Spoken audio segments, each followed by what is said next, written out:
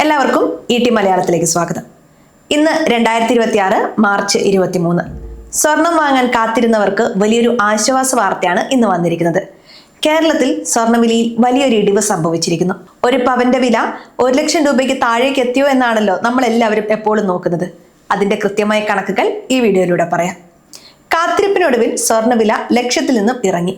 ഉച്ചയ്ക്ക് 3200 രൂപ കുറഞ്ഞതോടെ പവന് 99,480 രൂപയായി. ഗ്രാമിന് 400 രൂപ കുറഞ്ഞ് 12,435 രൂപയിലെത്തി. രാവിലെ പവന് 4,360 രൂപ കുറഞ്ഞിരുന്നു. ഇതോടെ ഇന്ന് മാത്രം 7,560 രൂപയുടെ കുറവാണ് സ്വർണ്ണവിലയിലുണ്ടായത്. ഗ്രാമിന് 945 രൂപ കുറഞ്ഞു. ജനുവരി 4-ന് ശേഷം ആദ്യമായാണ് സ്വർണ്ണവില 1 ലക്ഷത്തിന് താഴേക്ക് പോകുന്നത്. ജനുവരി 1-ന്റെ വിലയായ 99,040 രൂപയാണ് ഈ വർഷത്തെ ഏറ്റവും കുറഞ്ഞ വില. രാജ്യാന്തര വില കുത്തിനെ താഴ്ന്നതാണ് കേരളത്തിലും വില ഇടിക്കുന്നത്. വെള്ളിയാഴ്ച $4,490 രാജ്യാന്തര വിപണി ക്ലോസ് ചെയ്തത്. രാവിലെ സ്വർണം നിശ്ചയിക്കുന്ന സമയത്ത് $4,348.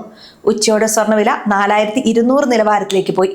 $4,098.60 വരെ ഇടിഞ്ഞ വില ഇപ്പോഴുള്ളത് $4,226.30. ഇതാണ് കേരളത്തിൽ ഉച്ചയ്ക്ക് ശേഷവും വലിയ വിലയിടിവിന് കാരണമായത്. എന്തുകൊണ്ടാണ് പെട്ടെന്ന് ഇങ്ങനെ വില കുറഞ്ഞത് എന്ന് പലരും ചോദിക്കുന്നുണ്ട്. ലോകവിപണിയിലെ മാറ്റങ്ങളാണ് ഇതിന് പ്രധാന കാരണം. അമേരിക്കൻ ഡോളർ ശക്തിപ്പെട്ടതും വിദേശ രാജ്യങ്ങളിലെ പലിശ നിരക്കുകളിൽ വന്ന മാറ്റങ്ങളും സ്വർണ്ണവിലയെ ബാധിച്ചു.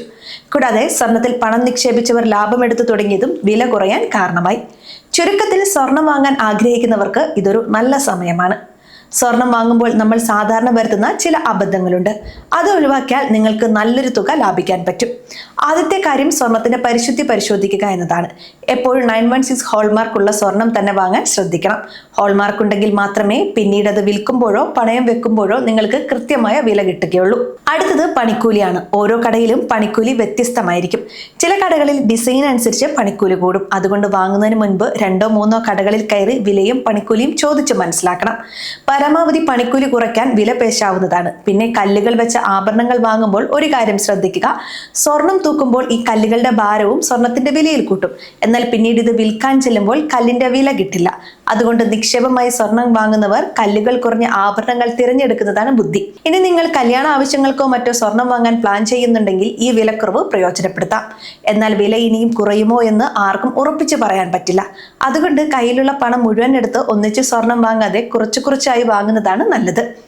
നിങ്ങൾ സ്വർണം വാങ്ങുമ്പോൾ നിർബന്ധമായും വാങ്ങേണ്ട ഒന്നാണ് ബില്ല്.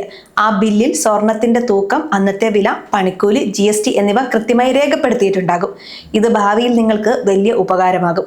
ഓൺലൈൻ വഴിയോ മൊബൈൽ ആപ്പുകൾ വഴിയോ സ്വർണം വാങ്ങുന്നവർ ജാഗ്രത പാലിക്കണം. വിശ്വസനീയമായ പോർട്ടലുകൾ മാത്രം ഉപയോഗിക്കുക. ഒരു കാരണവശാലും നിങ്ങളുടെ ബാങ്ക് OTP നമ്പറുകളോ രഹസ്യ കോഡുകളോ ആർക്കും കൈമാറരുത്. ഈ സ്വർണ്ണവിലയിലെ മാറ്റം താൽക്കാലികമാണോ അതോ ഇനിയും കുറയുമോ എന്ന് നമുക്ക് കണ്ടറിയാം. എങ്കിലും ഇപ്പോഴത്തെ ഇടിവ് സാധാരണക്കാർക്ക് വലിയൊരു ആശ്വാസം തന്നെയാണ്. ഈ വീഡിയോ അറിവിലേക്കായി മാത്രമുള്ളതാണ്. നിക്ഷേപ തീരുമാനങ്ങൾ എടുക്കുന്നതിന് മുമ്പ് ഒരു SEBI രജിസ്റ്റേർഡ് അഡ്വൈസറുമായി സംസാരിക്കുക. മറ്റൊരു പ്രധാന വിഷയവുമായി വീണ്ടും കാണാം. നന്ദി.